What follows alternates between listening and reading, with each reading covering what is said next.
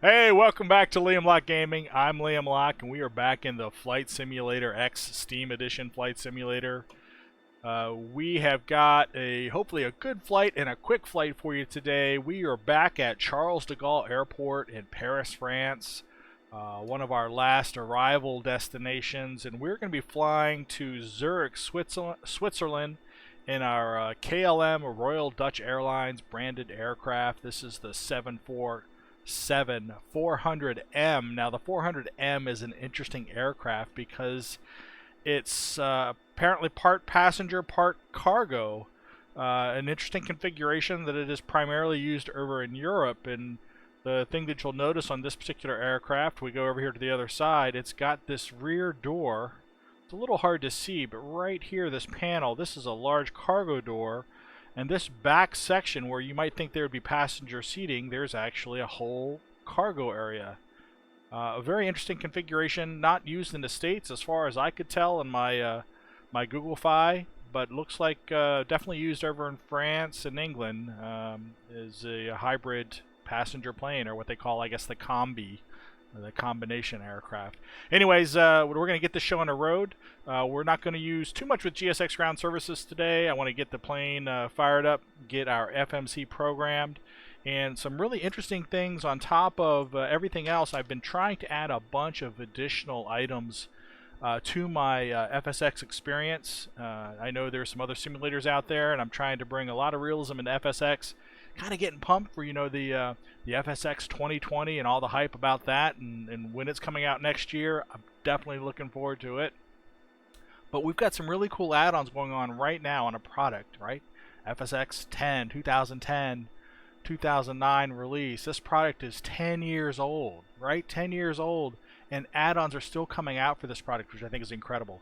So, as I've mentioned before, real quick, we're running the Rex 4 Texture Direct RAS Professional High Definition Airport Graphics, the FS Global 2010, which I think is a nice addition, even though it's old, to the FSX environment to give us better topology visuals, an elevation change when you're actually flying from location to destination. We got the moving map, which, again, I really hesitated to get that product. I think it brings a lot to the game, and I love having visuals of the airport and the runway, where all the parking gates are. Of course, GSX ground services, which you've seen many times. Active Sky 16, right? The live weather simulation. So now, following my flight to Zurich, I fully expect we're going to have probably some rough weather, a little bit of turbulence, a lot of cloud cover as we fly above the Swiss Alps and make our way to Zurich. And of course, the PMDG aircraft, right? This is what brings the true realism of flying, getting to learn all of these systems, and I'm completely, totally digging learning how to fly these large aircraft. So that's enough. Actually, I almost forgot the most important thing. So again, still keeping it interesting, right? Not only with the add-ons, I have turned on failures. So who knows? Right, on top of the challenges we have of just controlling this aircraft and getting from point A to point B, we could have a system failure, and I don't know what it's going to be, but hopefully we'll be able to handle it and still manage to get our passengers safely on the ground. Lastly, and I know I've read this opening's already so long, and I apologize about that. New video features. So I'm recording this. I've got some new video transitions, right? The Stinger. Everybody's talking about the Stinger on Twitch. This is not a Twitch broadcast, but hey, on YouTube, still a cool transition.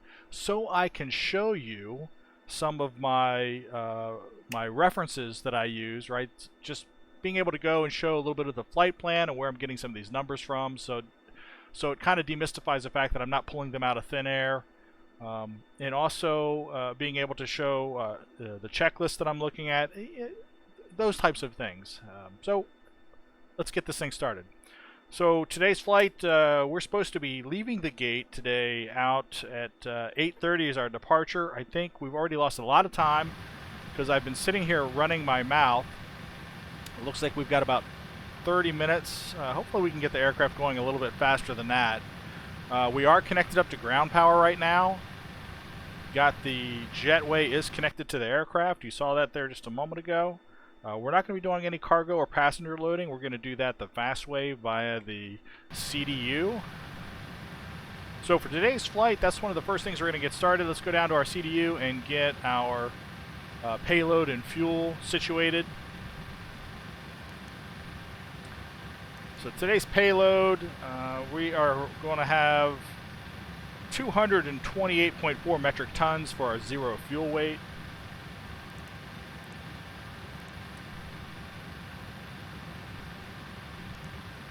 And that automatically adjusts our passengers and our cargo, which is perfect. So load level about 62.1% of the airplane's capacity. Let's go check our fuel load currently. We've got a minimum fuel amount on board. We'll go out and take a quick look at our flight plan. Go down here and grab my flight plan.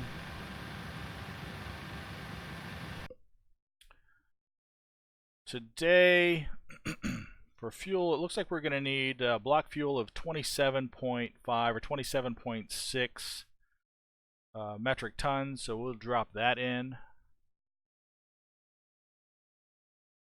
And you saw up here the zero fuel weight that I referenced. So estimated zero fuel weight, 228.4 metric tons.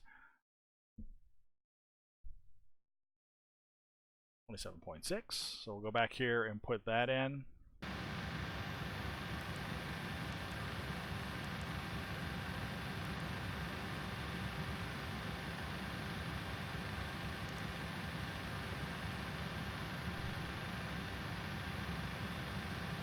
All right, that's perfect. And from here, we want to go right to programming our FMC. We will be checking some of our other settings here in just a moment, but I want to get our flight plan programmed into the flight management computer.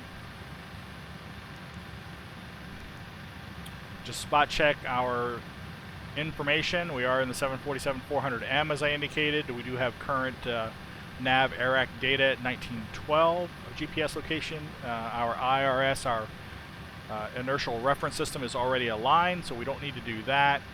We do want to go to this position in it and just put in our reference airport, which is Charles de Gaulle, LFPG. From here, we'll go to route. Our origin, again, LFPG.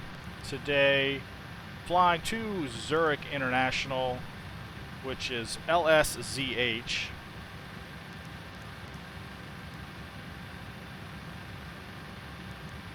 And we are KLM flight number 643 today.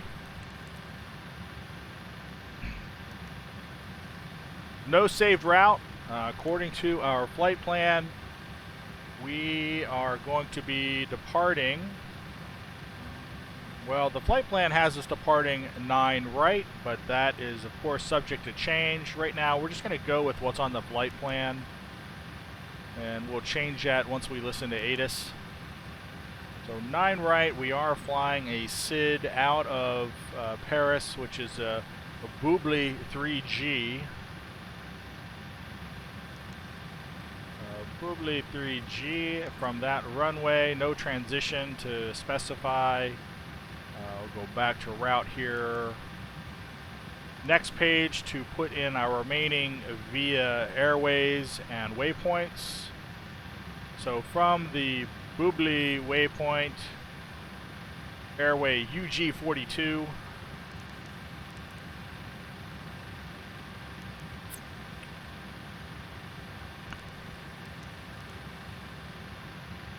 And then our next waypoint,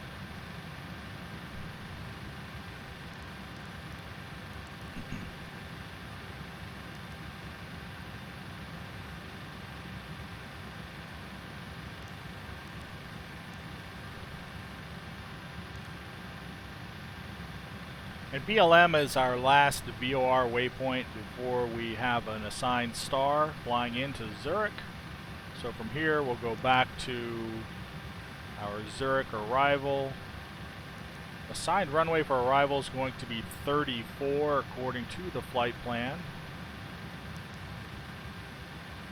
ILS 34, and our star is BLM 2 Zulu. BLM 2 Zulu.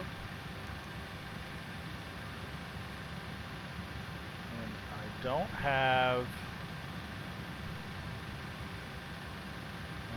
have a known transition at this point, so I'm just not going to select it, which is going to be fine.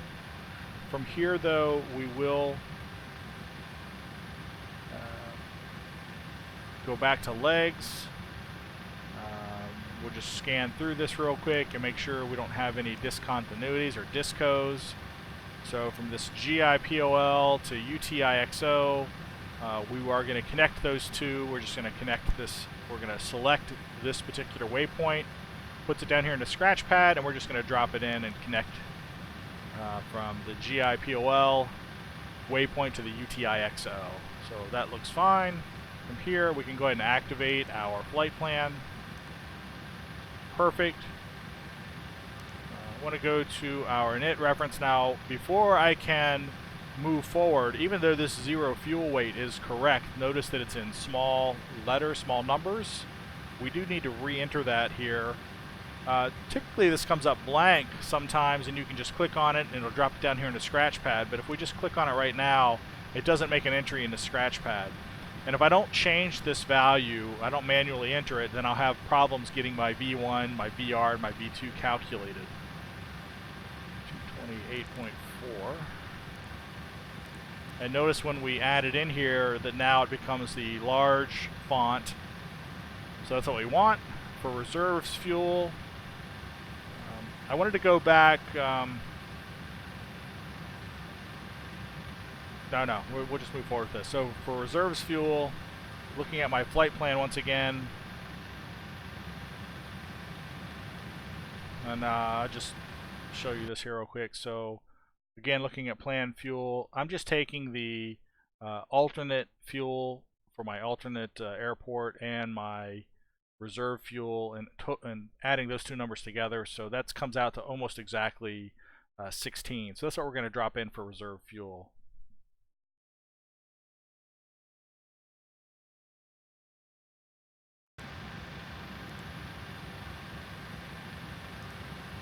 Today's cost index from the flight plan was 35. And our cruising altitude, since we are flying east to Zurich, Switzerland from Paris, France, we should have an odd level cruise altitude. As I understand it, flying anywhere in the easterly direction, we fly at an odd cruising flight level. Flying any direction in the westerly path, we would have an even cruise altitude, and our cruise altitude is flight level 330 or 33,000 feet.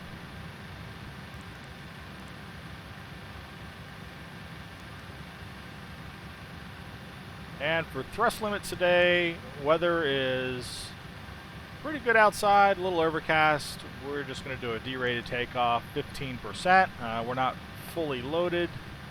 We're a little over halfway.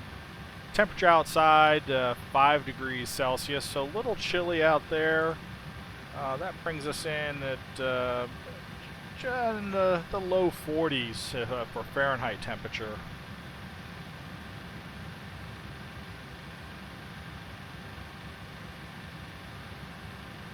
Takeoff today, standard takeoff, flaps 10.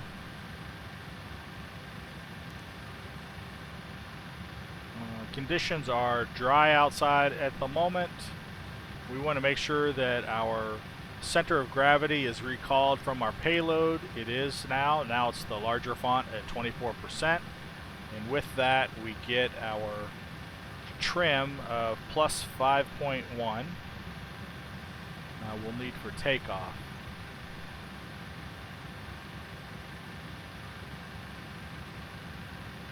With that information entered, no other changes here.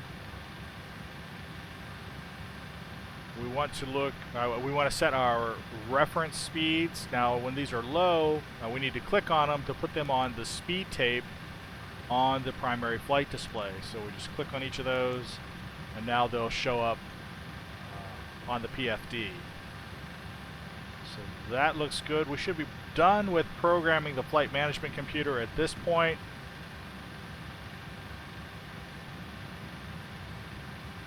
Okay, so let's go ahead and listen to ATIS and get our weather and active runway information. Gaulle airport information, Bravo 08120, wind 000 at frequency, visibility greater than 20 miles, sky conditions, ceiling 4,200, broken, temperature 5, warm, altimeter 3003, ILS, runway 9er, ILS, runway 9er, ILS, runway 8, and ILS, runway 8, landing and departing, runway 9er, runway 9er, runway 8, runway 8, AFR aircraft, city direction of flight, all aircraft lead back from short instructions, advise controller on initial contact, you had Bravo, landing and departing, runway 9er. So I missed my altimeter setting. 3003 is the altimeter setting. You can see the difference here in our altitude being displayed by the PFD. We want to get that set. We are using the inches of mercury reference, even though we're flying over in Europe today.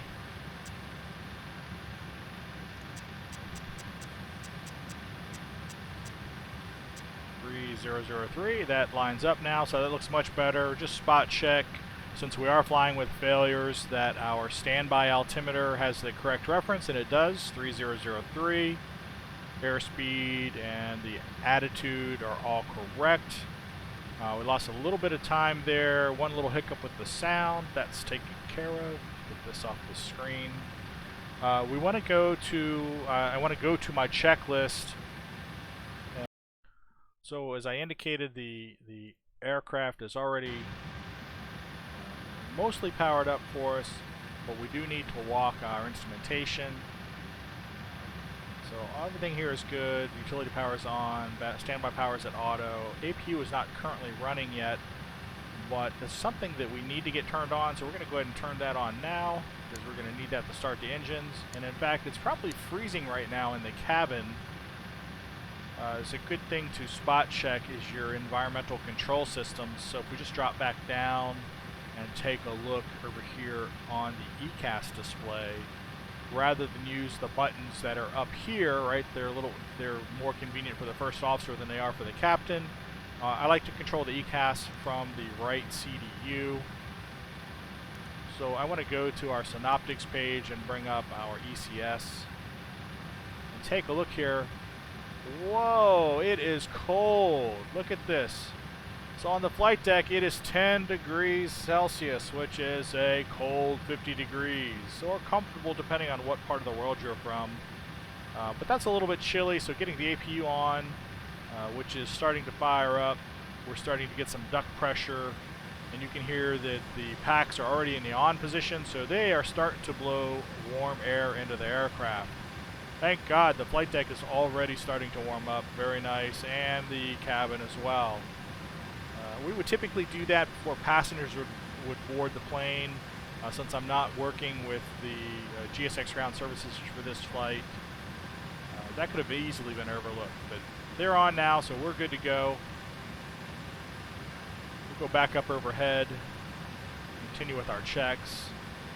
We are connected to external power right now. With the APU totally fired up, the APU is available to me. I can go over and switch over to that now, which I'll do. And that prepares us for disconnecting from external power when we're ready. All the rest of these are pretty much in their normal positions, right? So all our bus ties, we went to auto. Generator connects are on. We're almost ready to start the engines. We'll turn our hydraulic systems on when we get to that point. Verify our engine settings. Auto start is on. Our fire control system test, we can check those. Make sure that all of our indicators light up, and they do. These systems are all in their normal default position. We don't have anything to change there. We're not jettisoning any fuel. We don't need any of those switches to be on.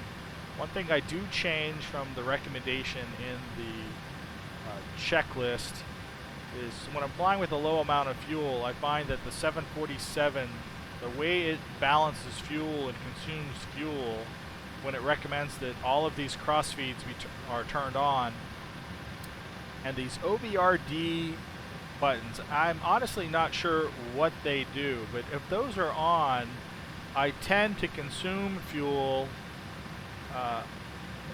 more out of the middle tanks. I haven't quite got that figured out yet, but I find that once I've got the fuel in the wing between the 4 tanks distributed evenly, it's best just to turn those off and turn off my cross feeds, and I will consume fuel at an even rate across the wings. That may not be correct, and I'm not saying that it is, but I don't get any warnings on the ECAS about fuel imbalance when I do it that way. So that's what I'm working with right now until I learn a little bit more. So we're going to go with that. And just to show you that, if I go down here to the ECAS page, we'll go out and take a look at our fuel load from the modes page.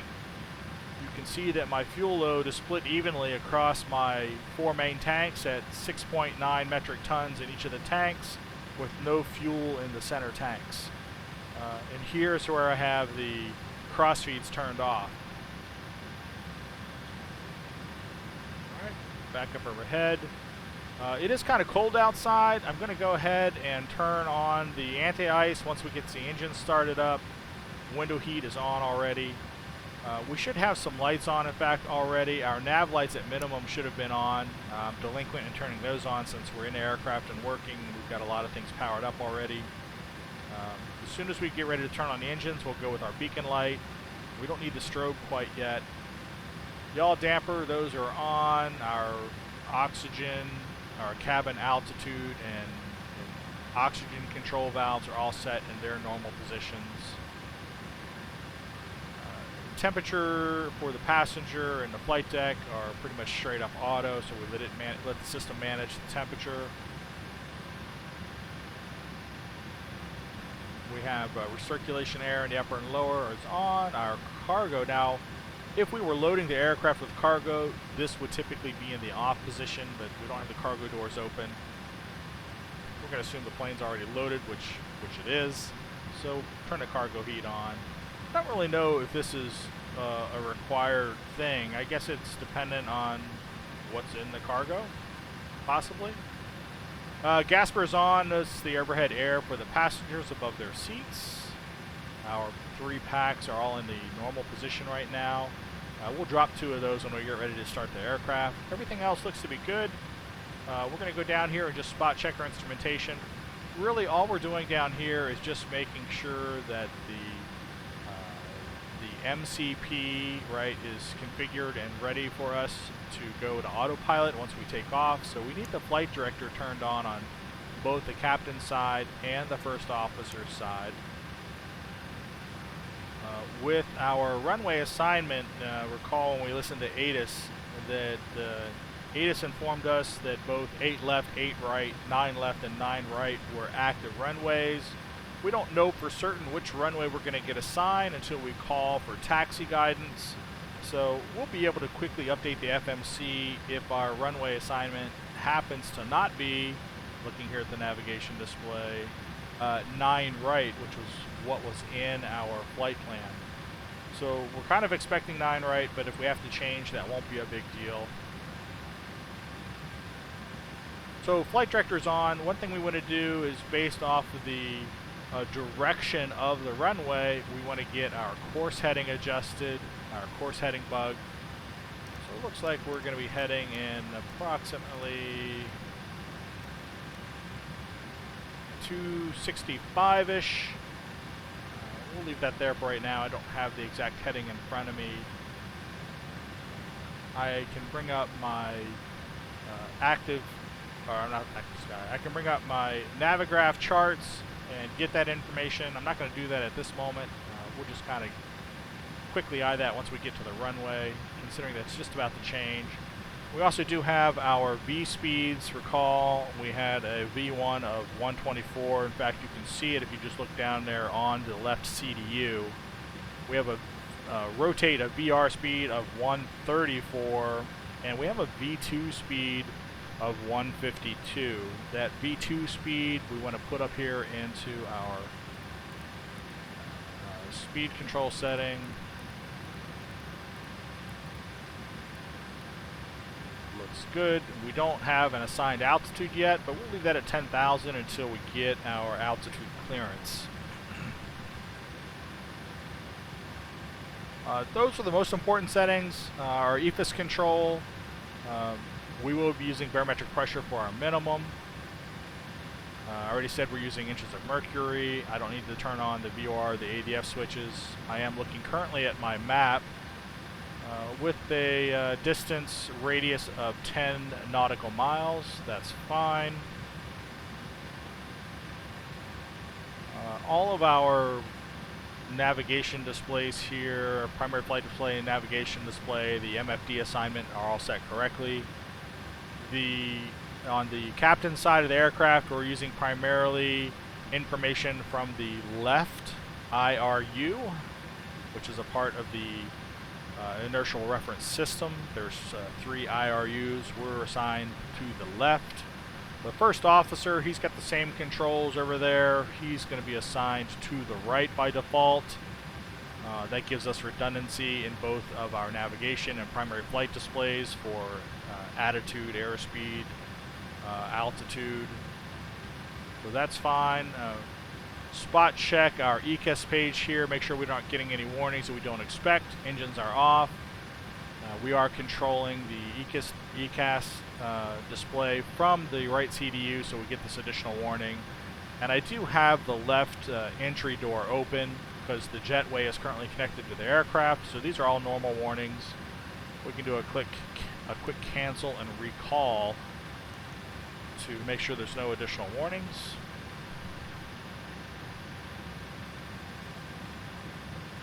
Alright, pressing right along, so we're going to be taking off here soon. We won't set that quite yet. The auto brake is off because the wheel chocks are against the tires. We don't have any hydraulic pressure yet, so we can't mess with the trim at this particular moment. Our radios are all on, so our left radio and the first officer's radio set to the right. We do have our standby. Our center radio is enabled and turned on. We don't have our transponder code yet. That should not be on. In fact, that should be in standby pending a transponder code. And we're assuming we have passengers on board, so we'll put the seatbelt signs on, as well as the no smoking sign.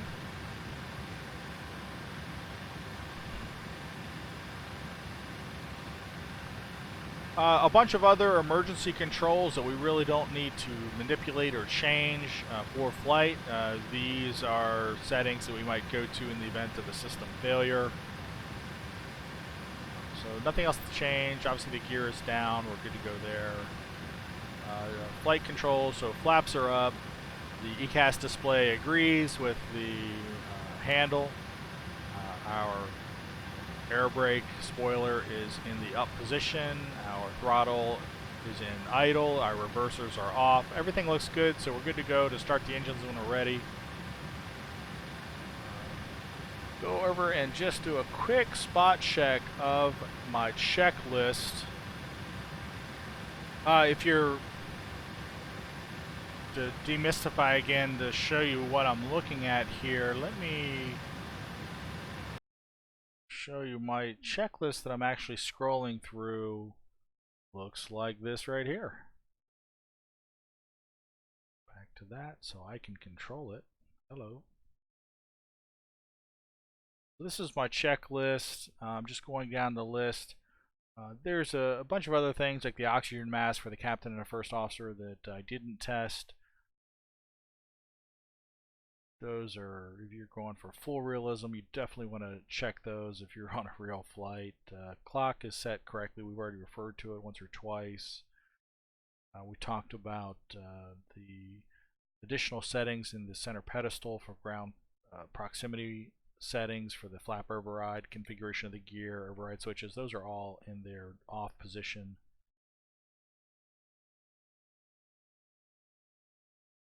Verified our radios are all set. We haven't set the weather yet, so good thing here. Let's go ahead and get the weather enabled now.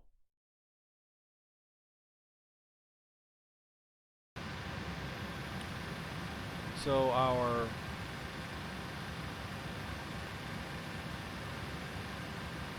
weather control here, weather is currently on for both the first officer and the captain. It is set for auto here, which is our auto tilt, so we don't need to manually control the tilt to look at the weather. Just a little easier in flight.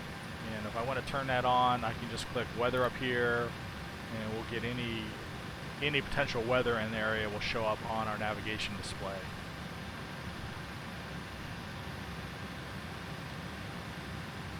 So we're getting real close to pushback time. Passengers are loaded. Everything is good to go. We want to check our auto brakes.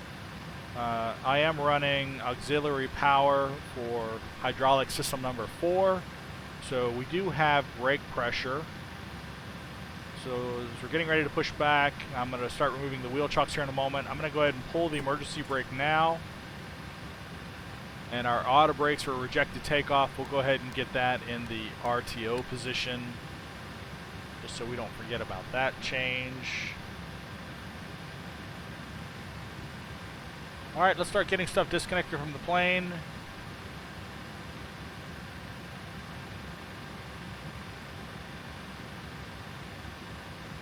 We want to go down back to our menu and get our ground services taken care of. So we want to get rid of the ground power. So we'll disconnect that. And as we do that, you'll look up here and see that our external power connections are now no longer available to us. So they're out. Quick look outside. We're going to want to get the jetway disconnected from the aircraft. Before I do that, I want to go ahead and get the door closed.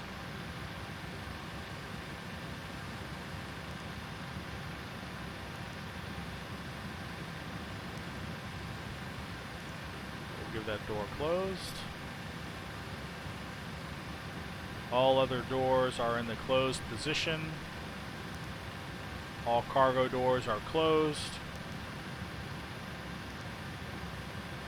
Arm all doors, jump back outside, get this jetway disconnected.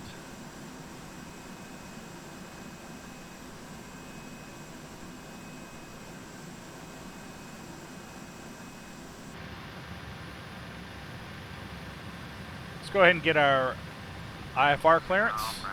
KLM 643 Heavy, ready to copy IFR clearance to Gaulle. KLM 643 Heavy is cleared to Zurich Airport as filed. Fly runway heading, climb and maintain 9,000. Departure frequency is 118.15, squawk 3222. KLM 643 Heavy, cleared to Gaulle Airport as filed. Fly runway heading, climb and maintain 9,000. Departure at 118.15, squawk 3222. KLM 643 Heavy, reback is correct. Contact ground on 118.1 when ready to taxi. So our cleared altitude is going to be 9,000 feet, and our squawk code 3222 is set. We're going to go ahead and move this to expander. Airport can see us now on the ground. And we're going to go ahead and request our taxi clearance. Ground, KLM 643 Heavy with Echo, ready to taxi IFR. KLM 643 Heavy, taxi 2 and hold short of runway 8 left. Taxiway Alpha Foxtrot, Uniform November, Charlie, Whiskey, Bravo, Whiskey, Alpha. Contact tower on 120.65 when ready. Taxi full short runway 8 left. I have taxiway Alpha Foxtrot, Uniform November, Charlie, Whiskey, Bravo, Whiskey, Alpha. KLM 643 Heavy. So we've got our taxiway assignments, and notice that our runway is not going to be 9 right, it's going to be 8 left.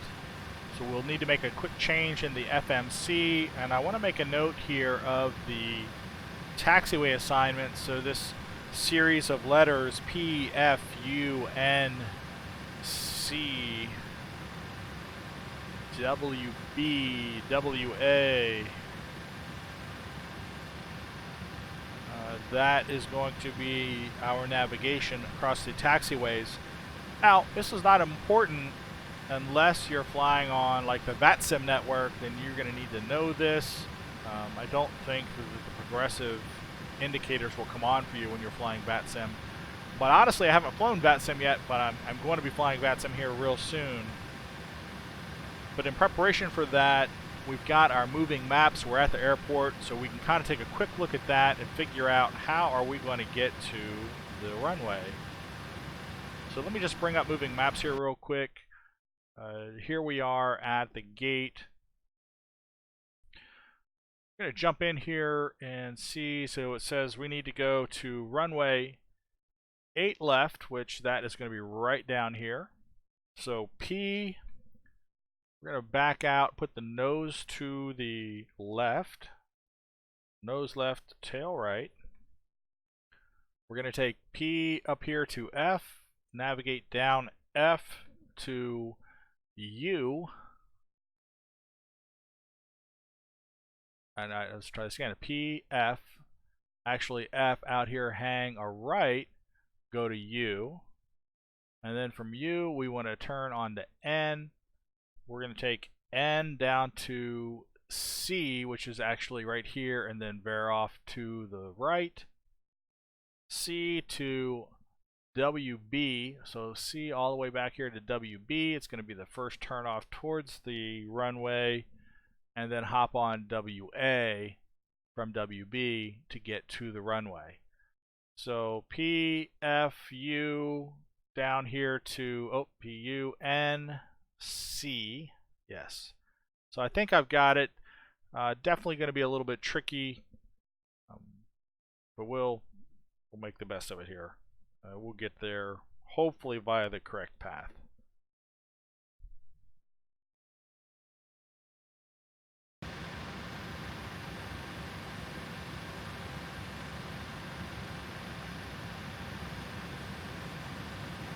Alright, I think everything is set for pushback. One thing we want to do before we do that, go ahead and put our beacon light on just to give the grounds crew warning that we are getting ready to push back and start the engines.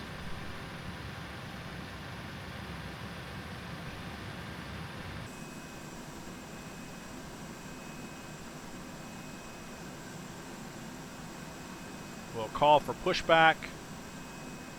Now, we have an ice warning. Do you request de-icing treatment? And we're going to go with no today. And tell them to push us back. Nose left, tail right. Due to icing conditions, please stand by for engine start until push completed and brakes set. And as you just heard, they don't want us to start the engines during the pushback. We're going to have to hang tight until we're fully pushed back. But notice that we have the wheel chocks down, so we need to jump back in here and remove the wheel chocks. Hello, Captain. We are ready for pushback. Okay, wheel chocks are going to be removed.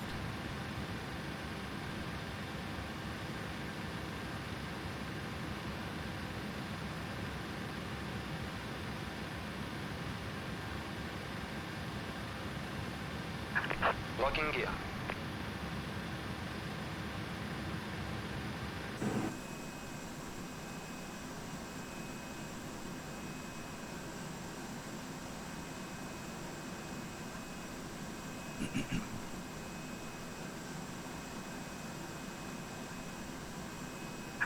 Departure check completed, bypass pin inserted.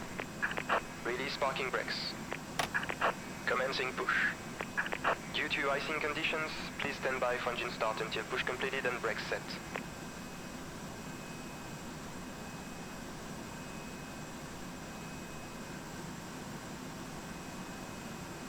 So we're starting our pushback. We'll monitor this all the way back till we're in close enough to a lined up position with our taxi direction out, and then we'll ask them to stop pushing back. We're heading out this direction here.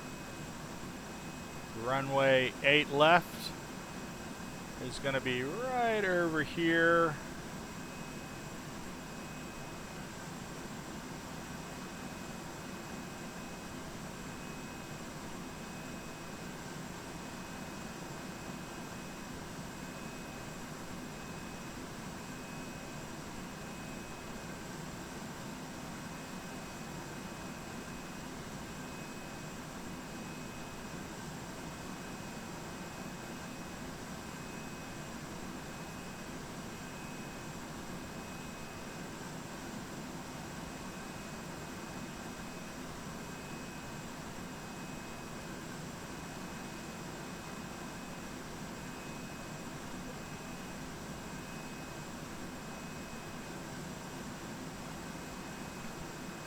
see some of our checklists, something else we need to set. So we have our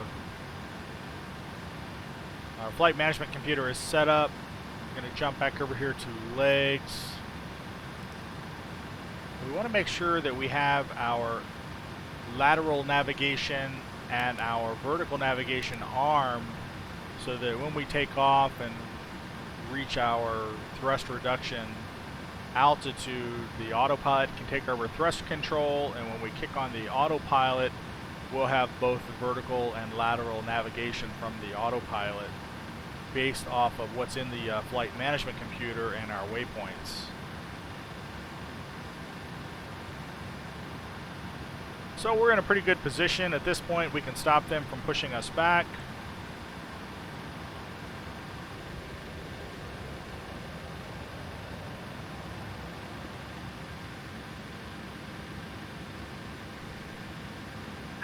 Set parking brakes.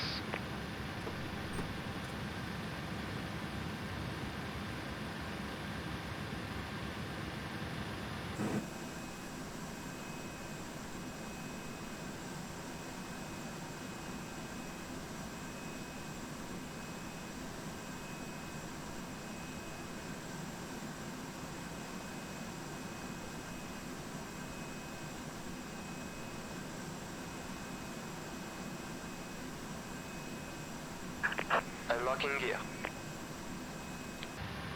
While they're doing that, do a quick spot check of the doors.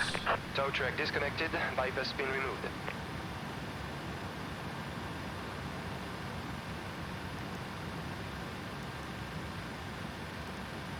All our doors are armed, so good to go there.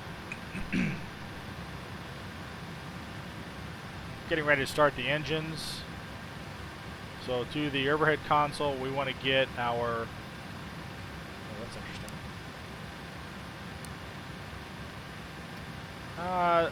So I thought those were in the off position, and apparently they've been in auto all this time. Left is clear, right is This one clear. really should be in aux right now.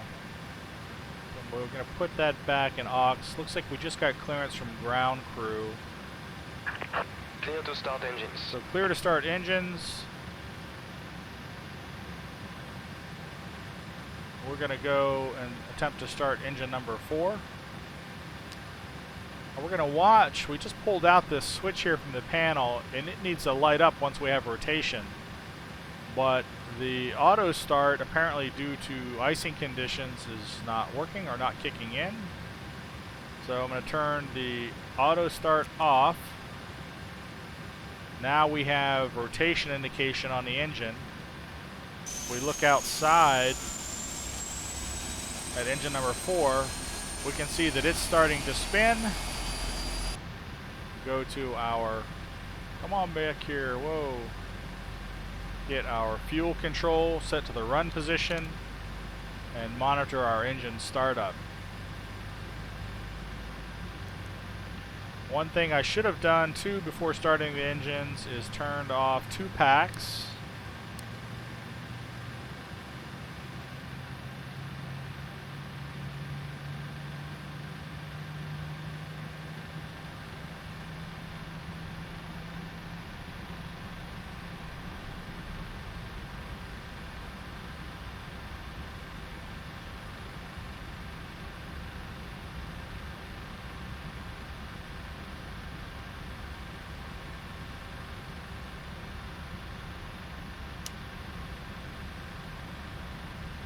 We watch the engine parameters level off and get to their normal idle position. Looks good. We have a good startup on engine 4. Now we're going to start up engine number 1.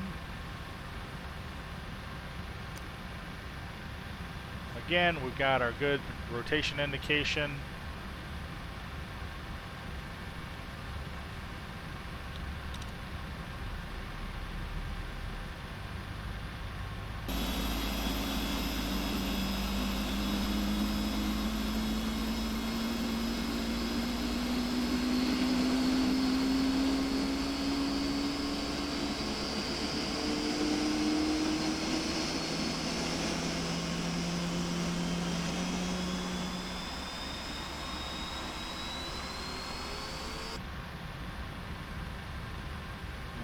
that's about started up.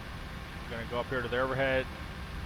Our APU generator 2 has already turned off. That's good. I want to make sure I get our engine anti-ice turned on and our wing anti-ice turned on.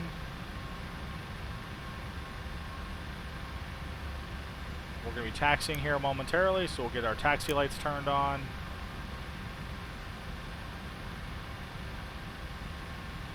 Good startup on engine 1. Now we're going to do 2 engines together, engine 2 and 3.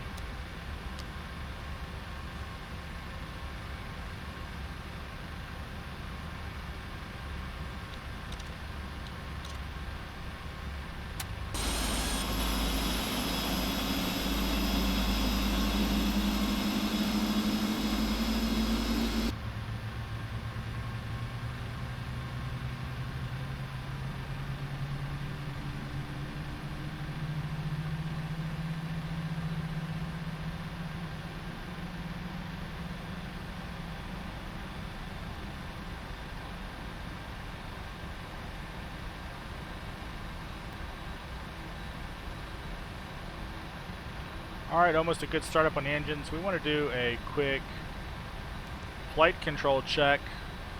Now that we have hydraulic pressure across the board, we definitely want to check our flight control. So full left, full right, elevator down, elevator up, rudder left, and rudder right. Looks good. And it's going back to center.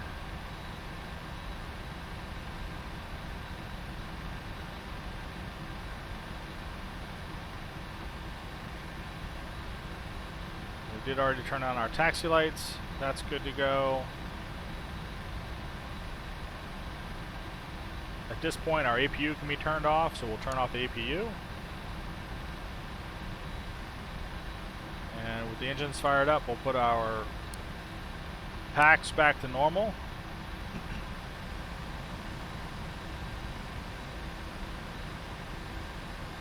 Rejected takeoff, turn that back on. Apparently that reset itself, so rejected takeoff is now back to RTO position.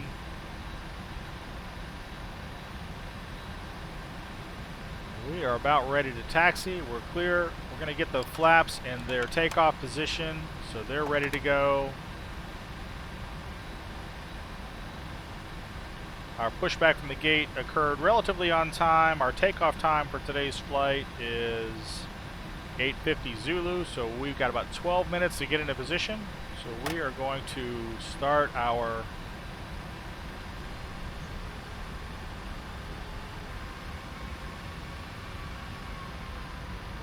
taxi. Do a quick brake check. Brakes are working okay.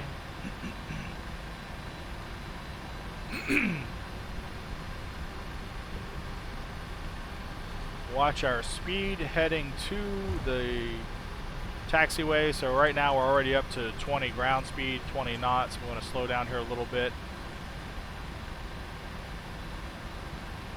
We have PFU. Zoom out here, zoom in just a little bit. Makes it a little easier to see when you're navigating these taxiways. So we're currently on P. You can see the black letter there. So we're on P.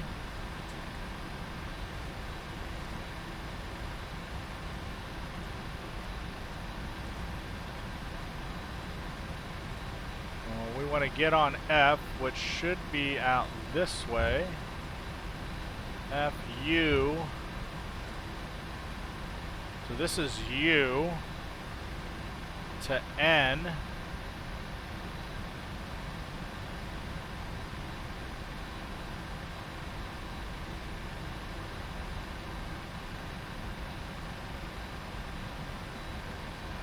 If I recall, it was this way here.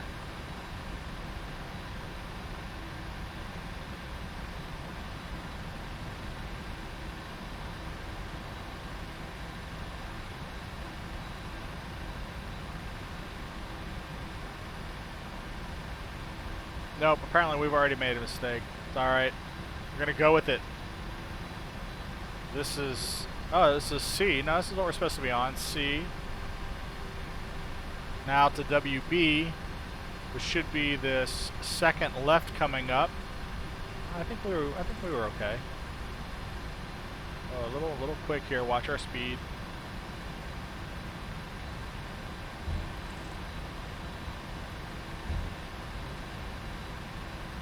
We're gonna cut across WB here to get to the runway.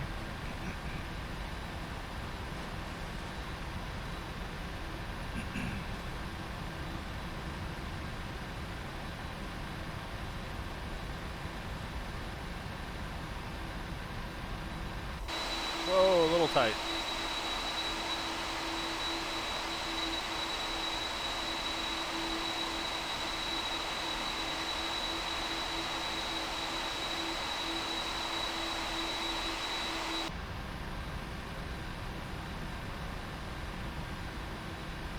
WB to WA, and that should take us to the runway.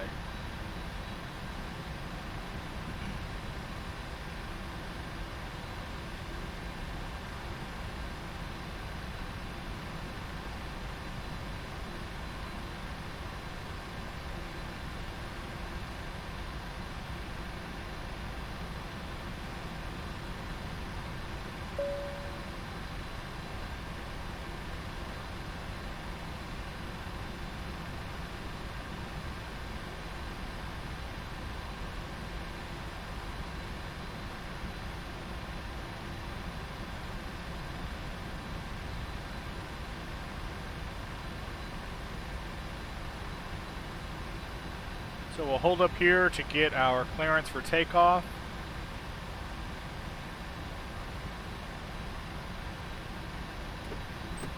We'll get a couple other things situated. Get our strobe light turned on. Get our takeoff lights turned on. Everything else looks good. We'll get our hydraulic on the system number 4 set to auto. All our anti-ice is on. Need to get our transponder set to TCAS. Check our warnings. This is going to be normal until we have more than idle power in our engines. I turned the auto start off in order to get the engines running. Wants us to put the auto start back on. Auto start back on, EFIS control. These are all normal errors. Doors are good to go. So we should be set to go. Let's get our takeoff clearance.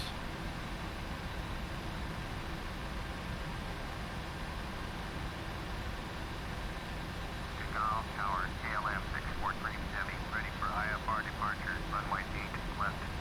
KLM 643 Heavy, cleared for takeoff, runway 8 left. Cleared for takeoff, runway 8 left, KLM 643 Heavy. Alright, cleared for takeoff. Get our clock started here. And we will get out onto position on the runway.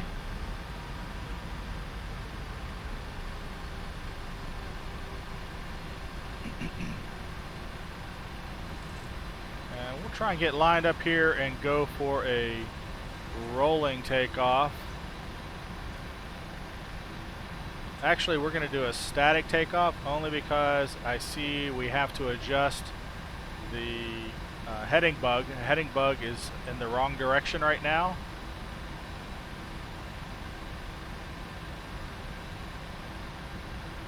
So we look fairly lined up. We don't want to be too long here. Get this back around to 86 degrees.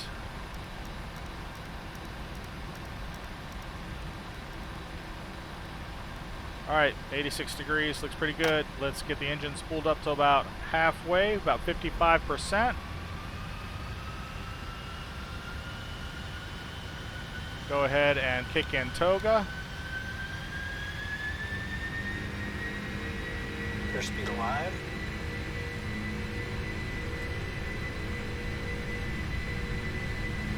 80 knots. 80 knots. V1. Rotate. V2.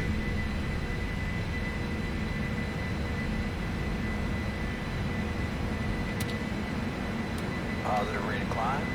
Gear up.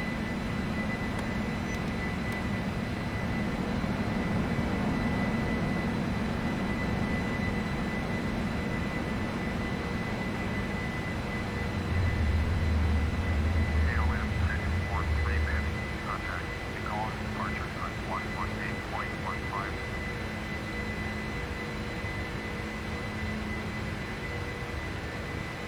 Gonna get our autopilot engaged here.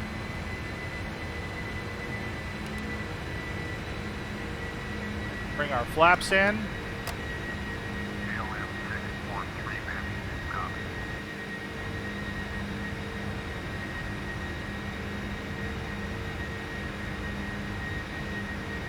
Now it's making an aggressive turn to a waypoint it doesn't need to turn to. So what I want to do, if I can here real quick, is tell it to go to the next one.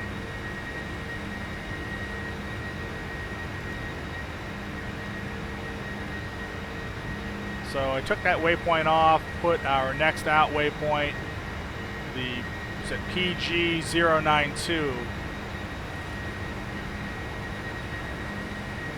I probably should have done that just a hair earlier because the autopilot is making some very aggressive turns. The passengers are probably like, "Oh, what is going on in the back?" And the back of the aircraft. We need to do our handoff, complete our handoff.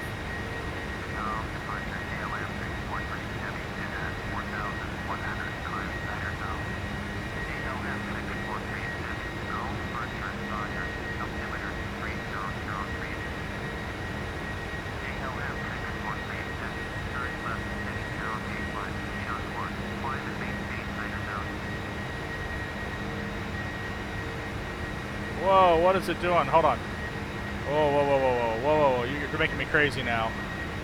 PG094, no. Just go to, yeah, go here.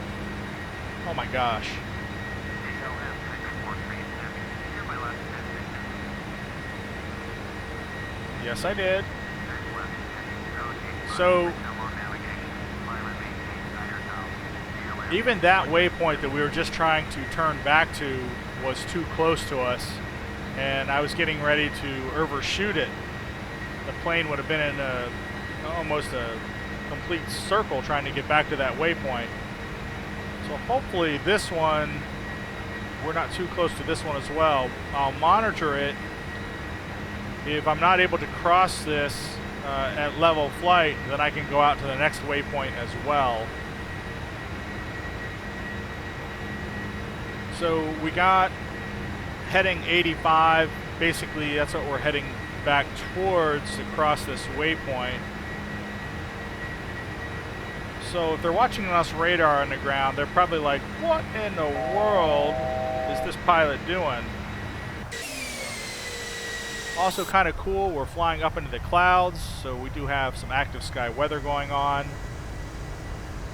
And it is pea soup up here. KLM 643M, climb and maintain 17 south. Climb and maintain 17.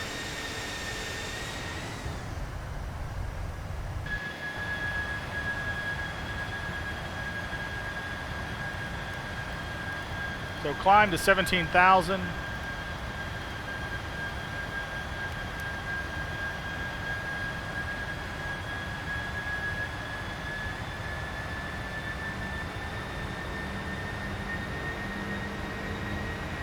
KLM 643M, contact Zurich Center on 118.05.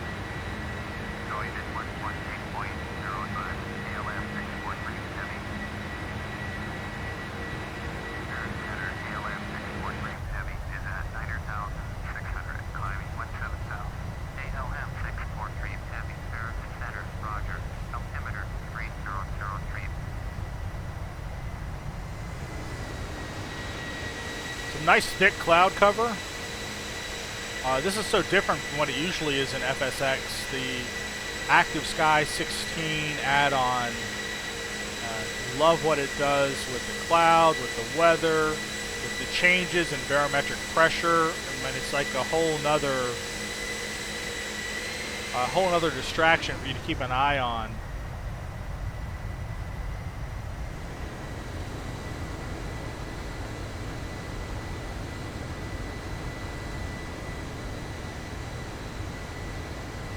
Currently climbing for 17,000 feet, and I'm just noticing now that I didn't do a full retraction of my flaps, so that wasn't very smart. Thought I had pulled those all the way back in. I'm surprised that the airplane didn't give me a warning about that, but at best we're still flying below 250 knots. We're below 10,000 feet, so we probably didn't exceed the flap rated speed. I think we were flying at flaps 5 there. Do a quick spot check here. Flaps 5, yeah, so 5 we could fly up to 260 knots, but we were only flying about 250 because we just crossed the 10,000 foot altitude.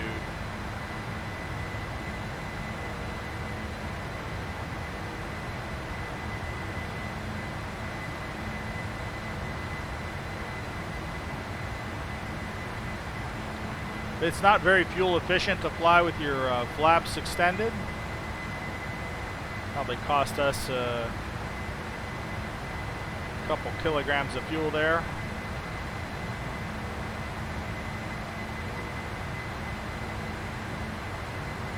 Recall that I am flying with failures, so at any point we could experience something completely unexpected. But so far, everything looks fine. Look at our progress update. So 257 nautical miles until we arrived at Zurich. Looks like we have an approximate arrival time of 9:43 Zulu.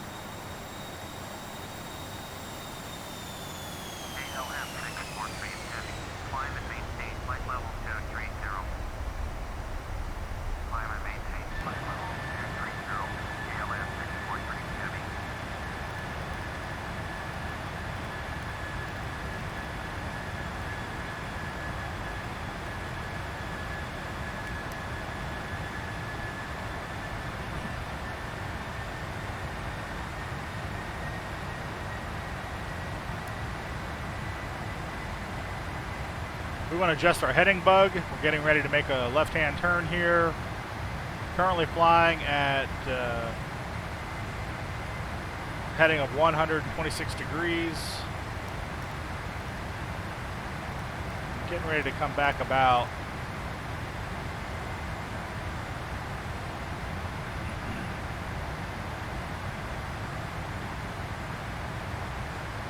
We've passed our transition altitude, which is actually lower in Europe, but I believe the FMC was set for 18,000, so we'll go to standard barometric pressure.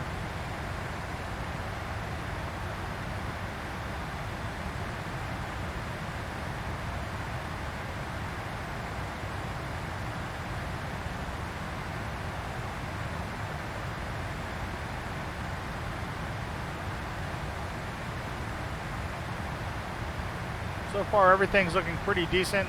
We've had a couple of hiccups and a couple of oversights not really doing a good job of monitoring our checklist, because if I had been, I would realize that my lights have not been turned off yet. So after crossing 10,000 feet, our landing lights can be turned off. With the landing gear retracted, we don't need, obviously, our taxi lights to be on.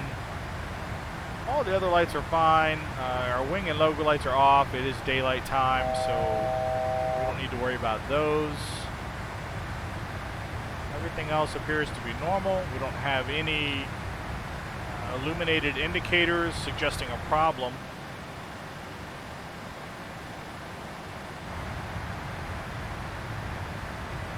I want to go down. Get distracted by that gray there for a minute. That was kind of bizarre.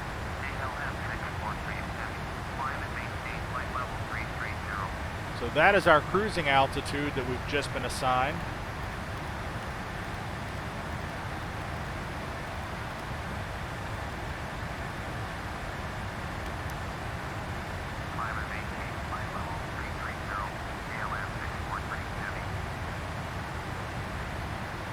Make sure we don't have any status errors. Everything appears to be good. We don't have any warning messages that we need to be concerned about. I want to take a look at our fuel consumption. So 21.9 metric tons remaining. Little slight imbalance. 5455, 5455.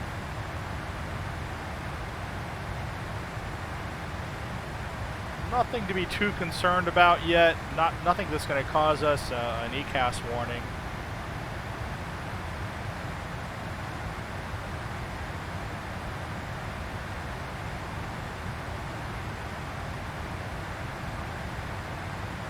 Everything else looks pretty good.